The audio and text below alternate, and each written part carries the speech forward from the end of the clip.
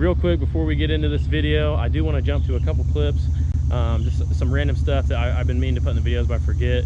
I'm just going to start out. We're over at Derek's house, and he's got a pretty sweet piece of property with a river running through it, so we'll show you that. And then last night there was a tug of truck at the same place as the truck pull video, so I'll throw some clips into that and then we'll get on to the video. So I hope you guys enjoy. Thanks for watching. Here at Derek's house, he's pegged down on all pressure. Some riverside property, and let's just go ahead and listen to the old 4.0. Oh, here she sounds real healthy. Oh boy, this is not gonna last long. Ooh. I think we need to just go ahead and send it. Good thing Cody's got a motor. I got one. You got a spare motor? I got one. Think we can throw it in tonight? Nah, I don't know if we can do it tonight, John. Let's get the RPMs up so they can hear it.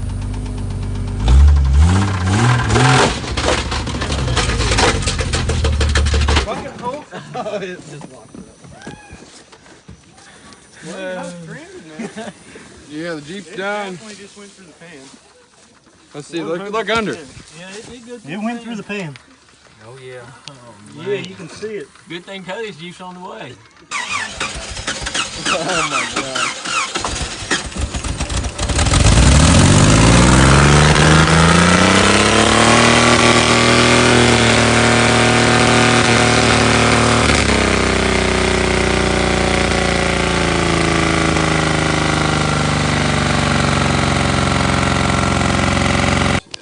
There's a rod hanging out. You can grab that rod.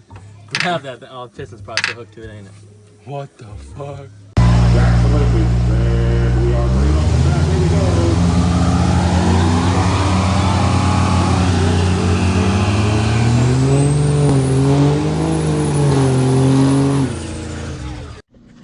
Welcome back to the channel. It's good to see you guys. Today, we're gonna work on this. We're gonna take the bed off, and we're probably gonna pull the seats out of the truck because this truck was 5-speed at one time. And move my shoes real quick.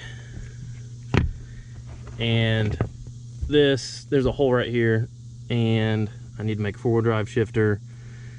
And I basically just want to take this hump. There's a hump here that you can remove. I want to pull it out and get the right get a hump that doesn't have a hole in it, put it in back in the truck, so that way there's not like fumes and stuff leaking through it.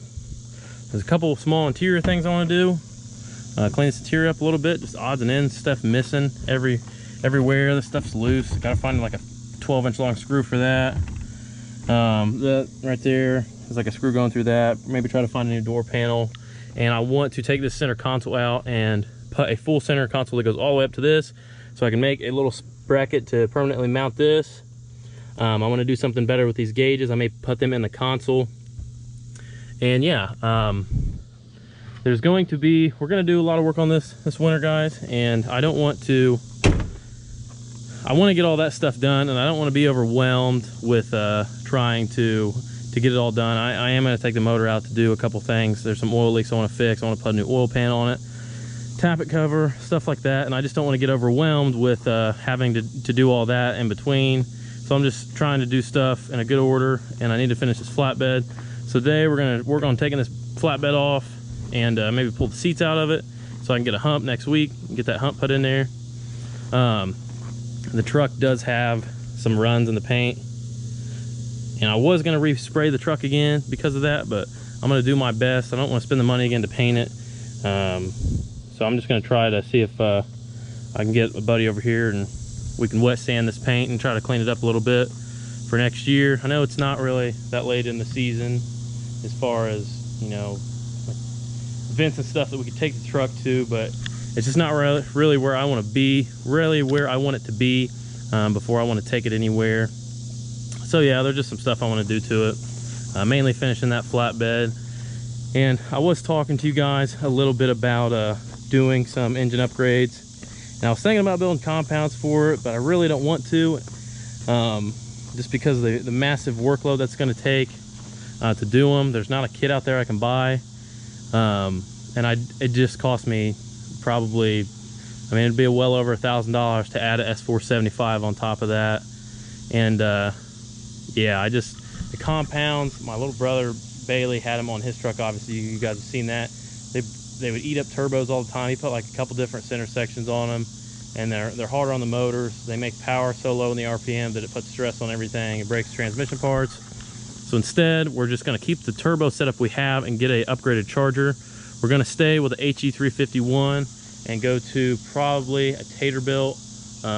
I don't know what he punches them out to be, like a 67, but there's a guy a couple hours from here. His name is Nick Morris with Full Spool Diesel Performance. You guys have probably seen him on the Firepunk page. He made 1,000 horsepower on one. Granted, it was a common rail, but I don't really see the need with the horsepower goals that I'm going for on the truck for next year to build compounds or go to a 400 series charger, lose that drivability factor. I still want to be able to, you know, drive the truck on the street comfortably. And with 467, you know, I know it's possible, but or 464, it's going to be laggy. And an HE351, which is on the truck right now, would just be a better setup to go with, I think. So that's what we're going to do today. We're going to do oil pan, tappet cover, the different injector when the motor's out, and then we will obviously get a turbo at some point. And this may be a while before I can pay for all this stuff, but you guys get the point. We will get working on this thing. I just want to get this stuff knocked out before I go messing with taking the engine out, and I just want to get it out of the way so that way I'm not thinking, oh, I still got to take that flatbed off when I'm doing all those other all that other major work. So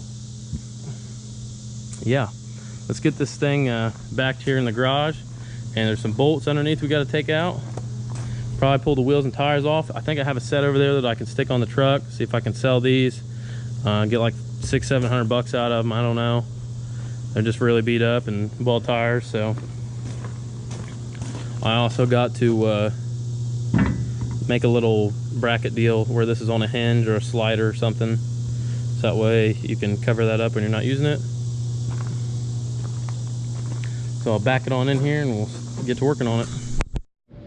Working on getting these tires switched out. I found those Alcos I had on the truck earlier this year that one of them's blown out, one of them's missing.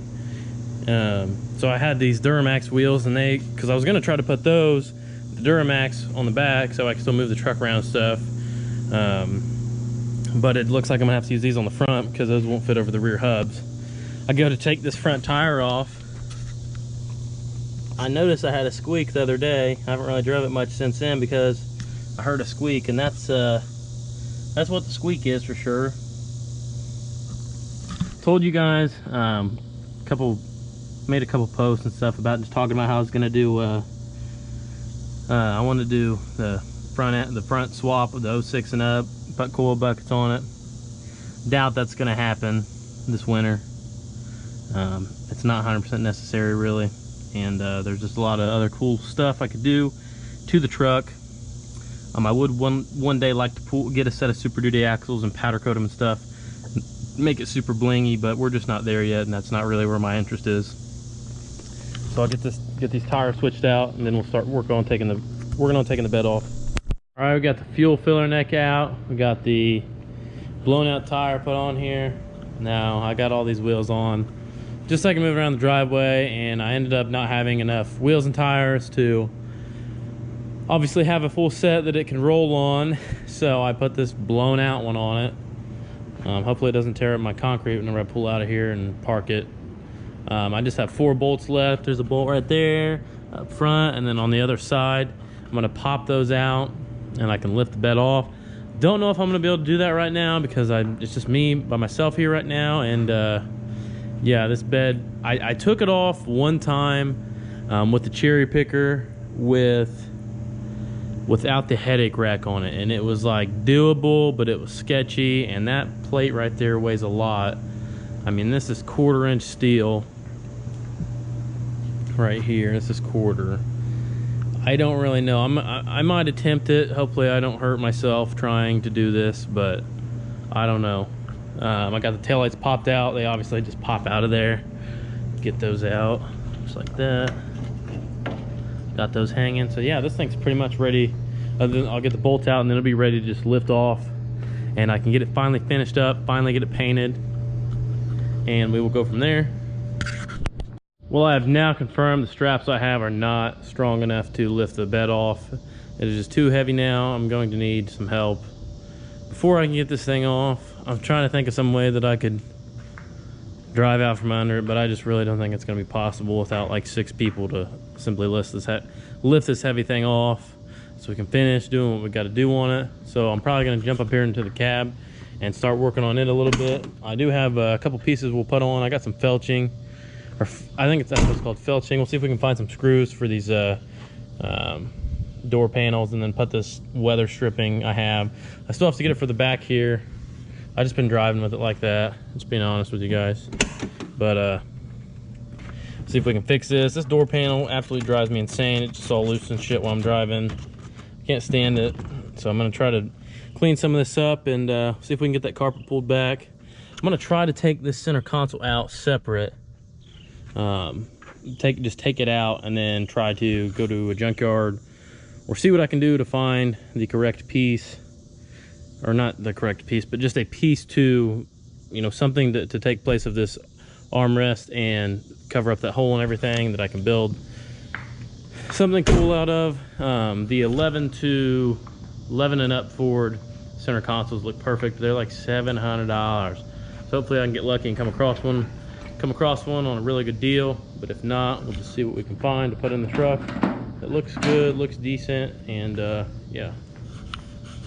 Keep moving along here. Got all these bolts out. Like I said, it's ready to lift off. Just cherry picker won't do it. Can't get it off there. Okay, I got this door panel. Got it all pretty much as tight as I can get it. I found a screw for that. Got it all pretty tight. Just still got to get these little locking caps. I'm probably just going to live with that, honestly. I had another door panel and I looked at it, and it has the little tab in there broke off as well. So yeah, I don't really know another way that I could fix that unless I get in there and plastic weld it. So I'll probably just live with it and just go on, worry about the other stuff that needs to be done. Here is the felching. What's it called? I think they're called window sweepers, maybe. Go ahead and get the stuff put on. These are actually really expensive. From I think I got them from LMC. I couldn't find the crew cab versions. I just got to figure out. This is just for like the front doors. So I'll sit here and figure out how these go on. They really essentially, I think, just snap on. They just kind of go in there and then snap onto the tabs. Hopefully this works. Feels like that tab right there is honestly broken, so that's not good. But hopefully they go on there and look pretty decent. So go ahead and get these put on. I got the first side put on. Honestly, extremely unimpressed with how they fit. They're a total pain to put on. They just don't really line up well. I assume it's just because it's just the way that it is. It's kind of hard to put on, and the window rolls down a lot, up and down a lot slower now. You can see it just struggles to go up, probably pulling like 20 amps. But it does look a lot better having that clean, you know, OEM. Basically just the way that it should come from the factory, instead of my ghetto-ness back here, just having it open. So I got that side done. Go ahead and jump over on that other side. I had to trim a little piece of the other side off to get it to go in. There we go. I guess that's just how it is. Go ahead and jump over. Got this side put on here. Looks good. Unfortunately, on the inside, the entire door panel is just broken. It's all loose. So I'm gonna just get another door panel for this side.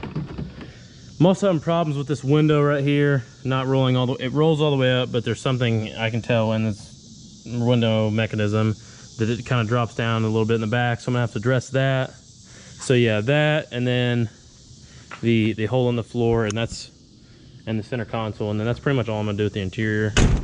Also going to be putting air conditioning on the truck. Auto World, a small company in Montana, makes a kit where I can, for the P-Pump 24 valve, that will allow me to use the 7.3 radiator. So I'm extremely excited to get that put on, so we can have air conditioning in the truck, because it is absolutely 125% miserable to drive this thing. If it's like 85, 90 degrees out, you just sweat your life away in there. It's terrible. So yeah, this was the stock one I just took off there. The back ones, if you guys know where I can find the weather stuff or whatever, the felching for the back, go ahead and leave a comment. Let me know where I can get that stuff at least the outside ones, if you know where you can get the, because it's kind of confusing trying to buy all these for a crew cab. If you at least know where the outside ones are, we can get those put on. So yeah.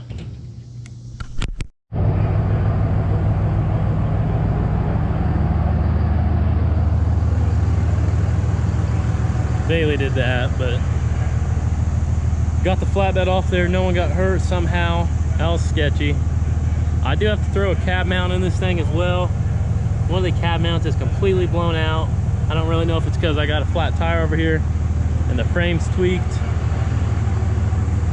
I'm probably gonna try to clean up some of this frame while the bed is off. It's because you guys, I don't know if, well, I guess you really didn't get to see, but I did rust only on this whole frame last winter, and this is just after one summer and a little bit of winter driving.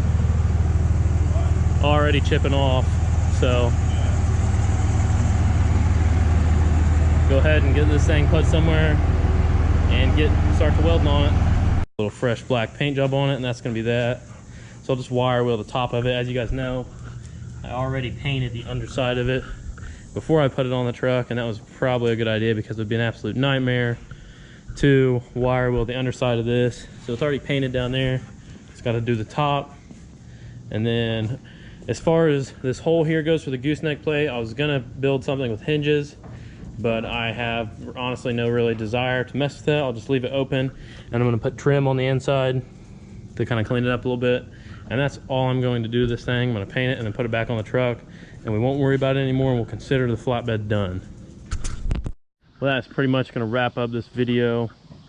You guys can pretty much see what all we got done on the truck. Not really a lot. I got the bed pulled off. So yeah, if you guys liked the video, hit the like button, subscribe. Mason is going to be bringing his truck over tomorrow. We'll probably see if we can slap a head gasket on that thing real quick. We're not going to get the head machined as long as it tests out good. We're just going to basically pull it off, whiz wheel it, throw gasket on it, stick it back on so he can race the shod, and then we'll be done with the truck for the year.